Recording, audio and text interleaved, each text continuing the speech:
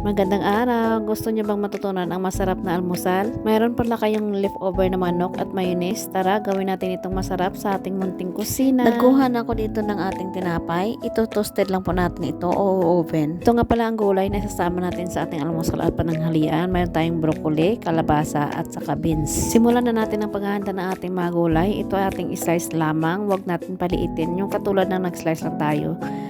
At saka kunin natin yung mga buto-buto sa loob, balatan natin mga kaibigan. Isunod natin yung ating broccoli, hiwain ito ng maninipis. At syempre isunod natin yung beans, tanggalin natin yung dulo-dulo. At ito ay hugasan natin mga kaibigan. Simple lang ating almusal at pananghalian pero masustansya sa ating kawali naglagay tayo ng tubig, naglagay tayo ng konting mantika, asin, at ilagay na natin yung ating mixed vegetable na kaninang inihanda natin. At lutuin ng ito hanggang lumambot. At naglagay rin pala ako dyan ng itlog, 3 piraso yan. At yung leftover na manok natin ay himayin lang natin ito tulad ng ganito. Maglagay ko ng 1 kutsarang mayonnaise. Inubos ka na kasi, kunti lang kasi mayonnaise ko.